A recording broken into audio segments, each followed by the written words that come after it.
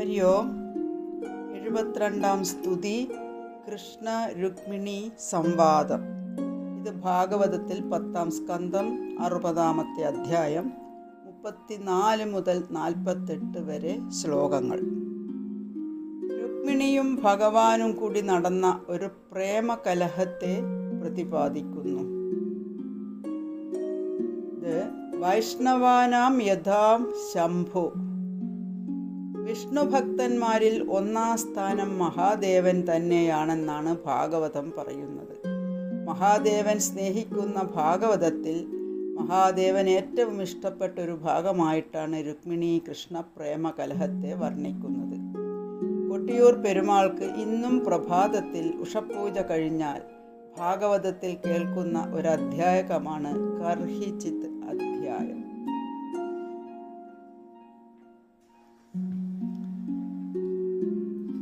ആദ്യം സ്തുതി. രുക്മിണി ഉവാച തന്വേവമേതദരവിന്ദവിലോചനാഃ യദ്വൈ ഭവാൻ ഭഗവതോ സദൃശീ വിഭൂമ്ന ക്വ സ്വേ മഹിമ്ന്യഭിരതോ ഭഗവാസ്ത്രധീശ ക്വാഹം ഗുണപ്രകൃതിരജ്ഞഗൃഹീതപാദാ സത്യം ഭയാദിവ ഗുണേഭ്യ ഉരുക്രമാന്ത ശേദേ സമുദ്ര ഉപലംഭനമാത്രാത്മാ നിത്യം കതീന്ദ്രിയഗണൈ കൃതവിഗ്രഹസ്ത്വം തുൽസേവകൈർനൃപപദം വിദുതം തമോന്ധം ത്വത്പാദപദ്മമകരന്ദജുഷാ മുനീനാം സ്ഫുടം നൃപശുഭിർനനു ദുർവിഭാവ്യം യസ്മാദലൗകികമിവേഹിതവീശ്വരസ്യ ഭൂമംസ്തവേഹിതമധോ അനുയേ ഭവന്തം നിഷ്കിഞ്ചനോ നനു ഭവാന്നയതോസ്തി കിഞ്ചിത് യസ്മൈ ബലിം ബലിഭുജോ വിഹരന്ത്യജാദ്യാഃ നത്വാ വിദന്ത്യ സുതൃപോന്തകമാഢ്യതാന്ത പ്രേഷ്ടോ ഭവാൻ ബലിഭുജാമപി തേപി തുഭ്യം ത്വം വൈ സമസ്തപുരുഷാർത്ഥമയ ഫലാത്മാ യദ്വാഞ്ഛയാ സുമതയോ വിസൃജന്തി കൃഷ്ണം തേഷാം വിഭോ സമുചിതോ ഭവതഃ സമാജ പുംസസ്ത്രിയാശ്ചരതയോ സുഖദുഃഖിനോർനഃ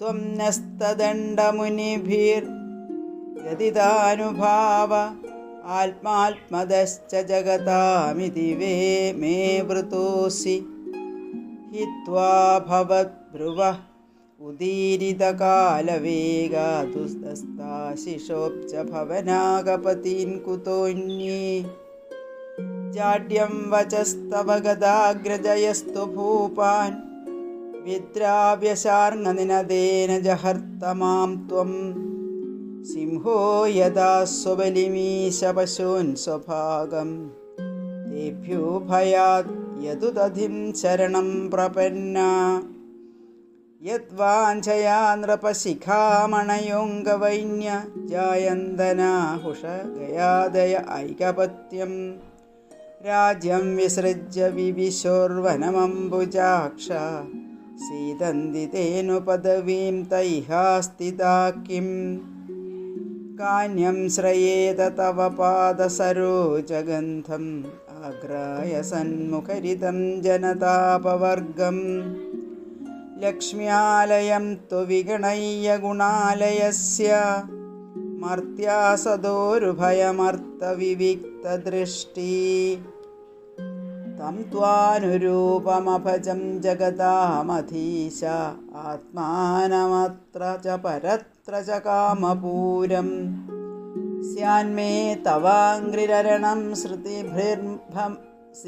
ശ്രുതിഭിർഭ്രമന്ത്യ യോ വൈ ഭജന്തമുപയാത്യനൃതാപവർഗഃ തസ്യാസ്യുരച്യുതനൃപാ ഭവതോപദിഷ്ട സ്ത്രീണാം ഗൃഹേഷു ഖരഗോശ്വബിഡാലഭൃത്യാ യത്കർണമൂലമരികർഷണനോപയായാത് യുഷ്മത്കഥാമൃഡവിരിഞ്ച സഭാസു ഗീതാ ത്വക്സ്മശ്രുരോമനഖകേശപിനദ്ധമന്തർമാംസാസ്തിരക്തക്രമവിർഖപവിത്തവാദം ജീവച്ഛവം ഭജതി കാന്തമതിർവിമൂഢ യാതേ പദാബ്ജമകരന്തമജിഘ്രതി സ്ത്രീ അസ്ത്വംബുജാക്ഷമമതേ ചരണാനുരാഗ ആത്മൻ രഥസ്യ മൈചാനതിരിക്ത്യ ദൃഷ്ടേ യർഹ്യസ്യ വൃദ്ധയ ഉപാത്തരജ്യോതിമാത്രോ മാമീക്ഷസേ തദുഹന പരമാനുകമ്പ നൈവാളികമഹം മന്യേ വചസ്തേ മധുസൂദന അംബായൈവ ഹി പ്രായ കന്യായാസ്യാരതി ക്വചിത് വ്യൂഢായാശ്ചാപി പുംസല്യ മനോഭേത്യ നവം നവം ബുധോ സതിം ന ബിഭ്രയാത് താം ബിഭ്രതുഭയച്യുതഃ.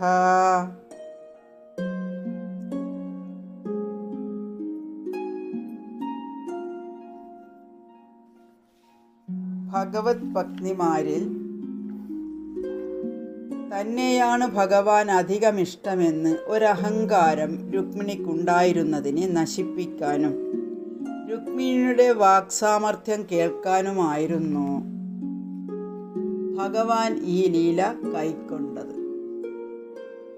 ഒരിക്കൽ സുന്ദരമായ ദ്വാരകയിൽ ഭഗവാൻ സ്വന്തം ശയനമുറിയിൽ പട്ടുമെത്തയിൽ ശയിക്കുകയായിരുന്നു.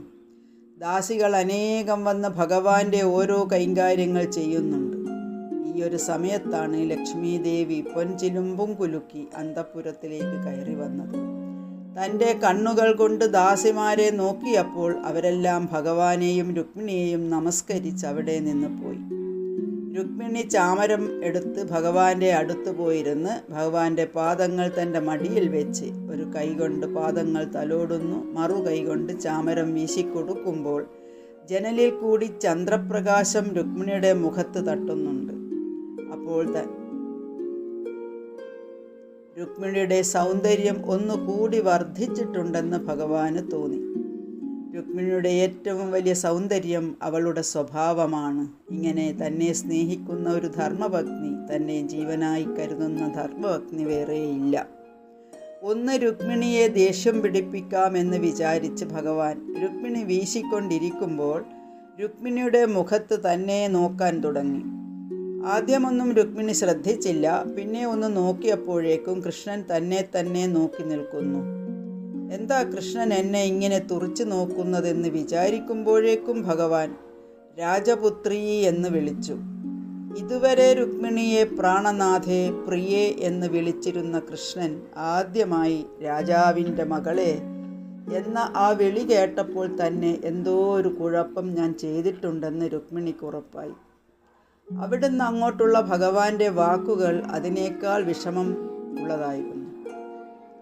രുക്മിണി, എത്രയോ ലോകപാലന്മാരായിട്ടുള്ള രാജാക്കന്മാരാണ് നിന്നെ മോഹിച്ച് അന്ന് ആ സ്വയംവര മണ്ഡപത്തിൽ വന്നത്. അവരൊക്കെ കുല, ശീല, രൂപ, വയോ, വിദ്യ, ദ്രവിണധാമം ഉള്ളവരായിരുന്നു. ഭാഗ്യം ആ ശിശുപാലന് മാത്രമേ കിട്ടിയിട്ടുള്ളൂ എന്നാണ് അവർ വിചാരിച്ചത്. പക്ഷേ ആ ഒരു സമയത്താണ് നീ മണ്ടത്തരം ചെയ്തത്. എന്നെ പ്രണയിച്ചു. എനിക്ക് സ്വതവേ വിദ്യാഭ്യാസമൊന്നുമില്ല. പശുക്കളെ മേച്ചു നടക്കുന്ന ഒരിടയച്ചക്കനാണ് ഞാൻ. പക്ഷേ നീ അങ്ങനെയല്ലല്ലോ. വിദ്യാഭ്യാസവും ചിന്തിക്കാനുള്ള കഴിവുമുള്ള കുട്ടിയല്ലേ. എന്നിട്ട് എങ്ങനെയാണ് നിനക്ക് ഈ അബദ്ധം പറ്റിയത്? വിവാഹം കഴിഞ്ഞാൽ പിന്നെ ഭർത്താവിന് സാമർഥ്യമില്ല എന്ന് വെച്ചാൽ അത് ഭാര്യയെ കൂടി ബാധിക്കുമല്ലോ. ഇപ്പോൾ നീ ഈ കൊട്ടാരത്തിൽ ഇങ്ങനെ ഇരുന്ന് സേവിക്കേണ്ടി വന്നത് അന്ന് നീ ചെയ്ത മണ്ടത്തരത്തിൻ്റെ ഫലമല്ലേ? ഞാൻ അന്ന് ചാടി വന്നത് നീ ആ എഴുത്തയച്ചുവല്ലോ. അപ്പോഴാണ് ഞാൻ അറിഞ്ഞത് വരൻ ശിശുപാലനാണെന്ന്. എൻ്റെ ലക്ഷ്യം ശിശുപാലനെ ഒന്ന് നാണം കെടുത്തണം. അതിനു വേണ്ടിയാണ് ഞാൻ അന്ന് വന്നത്. അല്ലാതെ നിന്നോടുള്ള സ്നേഹമാണെന്ന് കരുതരുത്. എന്ത് പൊരുത്തമാണ് രുക്മിണി നമ്മൾ തമ്മിലുള്ളത്? കുലശീല രൂപ വിദ്യ വയോ ദ്രവിണധാമ എന്ന് നീ ആ കത്തിൽ ഓർമ്മിപ്പിച്ചിട്ടുണ്ടല്ലോ. രുക്മിണി നല്ല രാജകുലത്തിൽ പിറന്ന കുട്ടിയാണ്. എൻ്റെ കുലമോ യാദവ കുലം. യദുകുലത്തിൻ്റെ പ്രത്യേകത എന്ന് വെച്ചാൽ സിംഹാസനത്തിൽ ഇരിക്കാൻ അവകാശമില്ലാത്തവരാണ് യാദവന്മാർ. യൗവനം കൊടുക്കാത്തതുകൊണ്ട് അന്ന് യയാതി ശപിച്ചതാണ് സിംഹാസനത്തിന് അവകാശമില്ലാതായി പോകട്ടെ എന്ന്. ശീലം. രുക്മിണിയുടെ പേരിൽ എത്ര പേർക്കാണ് വിദർഭയിൽ അന്നദാനം കൊടുക്കുന്നത്. എവിടെ പോയാലും നിന്നെക്കുറിച്ച് നല്ല വാക്കേ പറയാനുള്ളൂ. എന്നെപ്പറ്റി നീ പുറത്തൊന്ന് അന്വേഷിച്ച് നോക്ക്. അമ്പാടിയിൽ ഗോപികമാരോടൊന്ന് ചോദിച്ചു നോക്ക്. പാലുകെട്ട്, വെണ്ണകെട്ട്, ചേലകെട്ട്, പിന്നെ ഞങ്ങളുടെ ഹൃദയത്തിനെയും കവർന്നവനാണവൻ. രൂപം. സൗന്ദര്യം. അംബികാക്ഷേത്രത്തിൻ്റെ പടവുകൾ ഇറങ്ങി വരുന്ന സമയം രുക്മിണി ഒന്ന് തലയുയർത്തി നോക്കിയപ്പോൾ സകല രാജാക്കന്മാരും ബോധം കെട്ട് വീഴുന്നത് ഞാൻ കണ്ടു. അത്ര സുന്ദരിയാണ് നീ. എൻ്റെ സൗന്ദര്യമോ? വിദ്യ. രുക്മിണിക്ക് നല്ല വിദ്യാഭ്യാസമുണ്ടല്ലോ. എൻ്റെ വിദ്യാഭ്യാസം പഠിക്കേണ്ട സമയം പശുക്കളെ മേച്ച് നടന്നു. കുറേ വയസ്സായപ്പോൾ സ്കൂളിൽ പോയില്ലെങ്കിൽ മോശമാണെന്ന് മനസ്സിലാക്കി സന്ദീപനിയുടെ ആശ്രമത്തിൽ എത്തിച്ചേർന്നു. 64 ദിവസം അവിടെ നിന്നു. 64 കലകളും പഠിച്ച് എന്ന് പറഞ്ഞ് വിടുകയാണ് ഉണ്ടായത്. രുക്മിണി അയച്ച എഴുത്ത് ഞാൻ ഒന്ന് നിവർത്തി നോക്കിയപ്പോഴല്ലേ മനസ്സിലാവുന്നത്. വായിക്കാൻ അറിയില്ലല്ലോ. ഞാൻ വേഗം മടക്കി ബ്രാഹ്മണൻ്റെ കയ്യിൽ കൊടുത്ത് തലതാഴ്ത്തി പറഞ്ഞു, അത് വായിച്ചാൽ മതി. ഒരു പ്രേമലേഖനം ആരെങ്കിലും വേറെ ആളെ കൊണ്ട് വായിപ്പിക്കുമോ? ആലോചിച്ച് നോക്ക് രുക്മിണി. വയസ്സ്. ഒരു പൊരുത്തം വേണം രുക്മിണി ദാമ്പത്യ ജീവിതത്തിൽ. രുക്മിണിക്ക് കൃത്യമായ ഒരു വയസ്സ് പറയാം. ജനിച്ച സമയവും ജാതകവും ഒക്കെയുണ്ട്. എന്നോട് പ്രത്യേകിച്ച് വയസ്സ് ചോദിച്ചാൽ പറയാൻ വലിയ ബുദ്ധിമുട്ടാണ്. ദ്രവിണ. ഈ പറഞ്ഞതൊന്നും ഇല്ലെങ്കിലും പണമുണ്ടെങ്കിൽ സുഖമായിട്ട് ജീവിക്കാമല്ലോ. രുക്മിണി, എൻ്റെ കയ്യിൽ സമ്പത്തെന്ന് പറയാൻ ഒരു സാധനവുമില്ല. നിങ്ങളുടെയൊക്കെ സമ്പാദ്യം കൊണ്ടാണ് ഞാനിപ്പോൾ ലക്ഷ്മീപതി എന്നും പറഞ്ഞിരിക്കുന്നത്. എൻ്റെ കൂട്ടുകാർക്കും ആരും സമ്പന്നരല്ല, എല്ലാം നിഷ്കിഞ്ചനന്മാരാണ്. ധാമം. ഒരു ഉറപ്പുള്ള സ്ഥലം വേണ്ടേ താമസിക്കാൻ? ഒന്നുമില്ലാത്തവനാണ് രുക്മിണി ഞാൻ. ആദ്യം അമ്പാടിയിലായിരുന്നു, പിന്നെ കുറച്ചുകാലം വൃന്ദാവനമായി, കുറച്ചുകാലം കഴിഞ്ഞപ്പോൾ മധുരയിലായി. ഇപ്പോൾ ഇതാ സമുദ്രത്തിൻ്റെ നടുവിൽ ദ്വാരകയിലുമായി. ശിശുപാലൻ ദന്തഭക്തനെ ജരാസന്ധനെ പേടിച്ചിട്ടാണ് സമുദ്രത്തിൻ്റെ നടുവിൽ. ഇവിടെ ആകുമ്പോൾ ആരെയും പേടിക്കേണ്ടല്ലോ. ഇങ്ങനെ ഒരു തരത്തിലും യോഗ്യതയില്ലാത്ത എന്നെ എന്തു കണ്ടിട്ടാണ് നീ കല്യാണം കഴിച്ചത്? ഭഗവാൻ പറഞ്ഞു, നിന്റെ സൗന്ദര്യം ഒട്ടും കുറഞ്ഞിട്ടില്ല രുക്മിണി ഇപ്പോഴും. ശിശുപാലൻ, ദന്തഭക്തൻ മുതലായ രാജാക്കന്മാരൊക്കെ നിന്നെ ധ്യാനിച്ചു കൊണ്ട് കഴിയുക. പോയാൽ അവർ ഒരു നാണവുമില്ലാതെ നിന്നെ സ്വീകരിക്കും. അതുകൊണ്ട് എൻ്റെ ഒപ്പം ഇങ്ങനെ കഴിഞ്ഞിട്ട് നിനക്കും കൂടി കഷ്ടപ്പാടുണ്ടാവണ്ട. നിനക്ക് രാജകുമാരിയായിട്ട് സുഖമായി ഇനിയുള്ള ആയുസ്സെങ്കിലും ജീവിക്കാൻ സാധിക്കും. ത്രിലോകേശനായിട്ടുള്ള ഭഗവാൻ ഇങ്ങനെ ഒരു വാക്ക് ഇതുവരെ എന്നോട് പറഞ്ഞിട്ടില്ല. തൻ്റെ നോട്ടത്തിലോ വാക്കിലോ പ്രവൃത്തിയിലോ ഭഗവാനേക്കാൾ അല്പം ഉയർന്നവളാണ് ഞാൻ എന്ന് അഹങ്കരിച്ചു പോയോ? ഇനി ഭഗവാൻ എന്നെ ഉപേക്ഷിച്ചേക്കുമോ? സംശയമായി രുക്മിണിക്ക്. കൃഷ്ണനെ പിരിഞ്ഞിരിക്കേണ്ടി വരിക, പിന്നൊരവസ്ഥ തൻ്റെ ജീവിതത്തിൽ വന്നാൽ എന്താകുമെന്ന് ചിന്തിച്ചതും രുക്മിണിയുടെ ശരീരം വിറച്ച് വിയർത്ത് കയ്യിലുള്ള ചാമരം താഴേക്ക് വീണ് വളകളെല്ലാം ഊരി വീണുപോയി. രുക്മിണി മോഹാലസപ്പെട്ട് വീഴാൻ പോകുമ്പോഴേക്കും അങ്ങനെ ഭഗവാൻ വീഴാൻ അനുവദിക്കുമോ? എന്നെ ആശ്രയിച്ച ജീവനെ, എൻ്റെ കഥകളെ കേട്ട് കേട്ട് ആ മാഹാത്മ്യം അറിഞ്ഞ് ജീവിച്ച ജീവനെ, വീഴ്ചയില്ലാത്ത എന്നെ ആശ്രയിച്ച ഒരു ജീവനെ അങ്ങനെ വീഴാൻ ഇടവരുത്തുമോ ഭഗവാൻ? 4 തൃക്കൈകളിലായിട്ട് രുക്മിണിയെ വാരിയെടുത്ത് ഭഗവാൻ മെത്തയിൽ കിടത്തി കൈകൊണ്ട് രുക്മിണിയുടെ തലയിൽ തലോടി വെള്ളമെടുത്ത് രുക്മിണിയുടെ മുഖത്ത് തളിച്ചു. അപ്പോഴേക്കും രുക്മിണി കണ്ണ് തുറന്ന് നോക്കിയപ്പോൾ കണ്ടത് തന്നെ നോക്കി നിൽക്കുന്ന കൃഷ്ണനെയാണ്. ഇപ്പോഴും രുക്മിണിയുടെ കണ്ണുകളിൽ ആ ഭയം മാറിയിട്ടില്ല. ഭഗവാൻ ഒന്ന് പുഞ്ചിരിച്ചു പറഞ്ഞു, എൻ്റെ രുക്മിണി, നിനക്ക് ഇത്ര കാലമായിട്ടും എൻ്റെ സ്വഭാവം മനസ്സിലായിട്ടില്ലേ? ഞാൻ പറഞ്ഞ ഓരോ കാര്യത്തിനും നീ കൃത്യമായിട്ട് ദേഷ്യം പിടിച്ച് പുരികക്കൊടി വളച്ച് ചുണ്ട് കടിച്ച് പിടിച്ച് എന്തെങ്കിലും 4 വാക്ക് പറയും എന്ന് വിചാരിച്ചിട്ടാണ് ഞാൻ ഇതൊക്കെ പറഞ്ഞത്. ദാമ്പത്യ ജീവിതത്തിൽ ഇതൊക്കെയല്ലേ സുഖമായിട്ടുള്ള കാര്യം? അതൊക്കെ അബദ്ധമായി എന്ന് മനസ്സിലായി. ഭഗവാൻ രുക്മിണിയെ ഒന്ന് സമാധാനിപ്പിച്ചു. അവിടെ നിന്ന് എഴുന്നേറ്റ് ഭഗവാന്റെ മുമ്പിൽ നമസ്കരിച്ചു. പുഞ്ചിരിയോടുകൂടി തന്നെ അനുഗ്രഹിക്കുന്ന ഭഗവാന്റെ മുമ്പിൽ നിന്നുകൊണ്ട്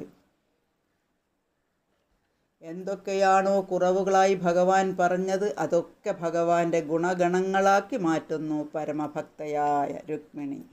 ഓം നമോ ഭഗവതേ വാസുദേവായ.